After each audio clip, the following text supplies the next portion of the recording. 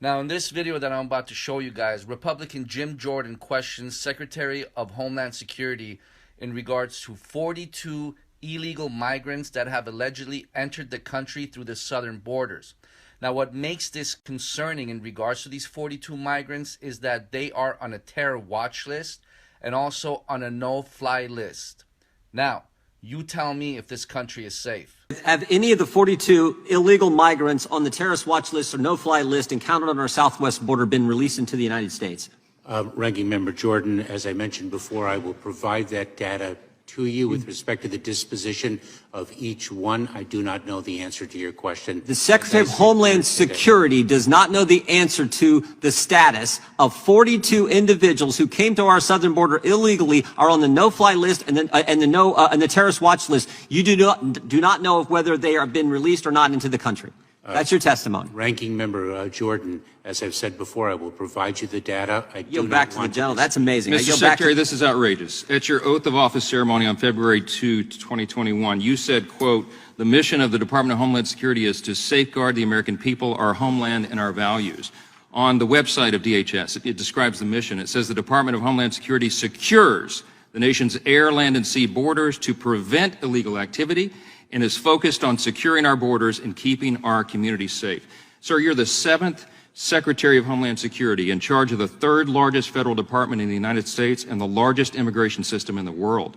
You were given immense power and an absolutely critical responsibility. Of all of our federal agencies, sir, I think yours is the one that has the smallest margin of error. Because if the Secretary of Homeland Security is unable or unwilling to give these answers, to perform his duties and accomplish his mission, crime surges, chaos ensues, and innocent people die. And Mr. Mayorkas, that is exactly what is happening on your watch. All of us have been down to the border. We've seen this with our own eyes, and we are outraged. And so are our constituents and all law-abiding citizens in this country. They're outraged because of your deliberate and defiant policies. These are the documented facts. We have a literal invasion of lawless masses flooding over our border from more than 160 countries. The safety and security of the American people are being directly threatened, and innocent children, sir, are being abducted, assaulted, and murdered by human traffickers. Countless numbers of known terrorists and vicious gang members are clearly coming across our border and making their way into our communities all over the country. The precious treasure of American taxpayers is being used to incentivize and reward all this because illegals are given food, clothing, health care, cell phones, welfare benefits, and the taxpayers pay for ghost flights and bus tickets so they can send them around and secretly transfer these folks into all of our communities across the country. It is your policies, and because of them, that our entire country is becoming a crime scene. And we are dealing with a humanitarian disaster that would have been unimaginable just 3 or 4 years ago. Because of your policies, the drug cartels are making billions of dollars and building their empires, and they are drowning our streets in fentanyl and other deadly substances, and that has made drug overdoses, as you know now, the #1 cause of death for Americans ages 18 to 45.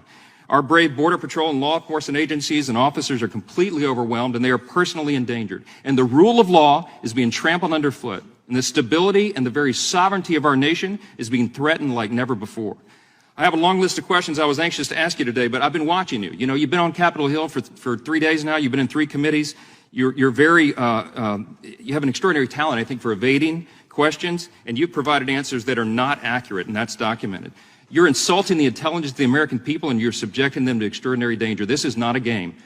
It's been detailed over and over this week, and here again today. You have presided over the greatest immigration catastrophe in American history, and it's an objective truth that you have helped design and implement this system.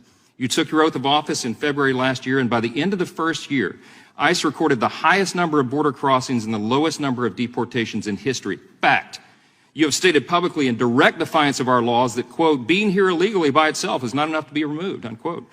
If DHS does not deport illegals, that is, apprehend and quickly remove people who cross into our country illegally, then we have no border security at all.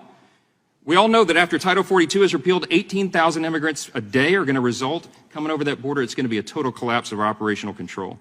If people are allowed to simply walk in here and live and work and collect taxpayer-funded benefits and assistance for years upon years and maybe permanently, then in a very short period of time, we'll be totally overwhelmed. We'll be crushed by the sheer numbers and the weight of illegal immigration, and there will no longer be any border, any security here, any sovereignty at all. We won't have a country.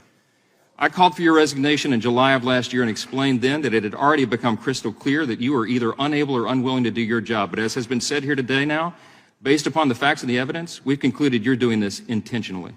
It is despicable. I believe these are impeachable offenses. And, Mr. Secretary, my advice to you is to begin your search for a different career field very soon, because there will be an election and the American people will let their voices be heard on this, and we will be taking the majority.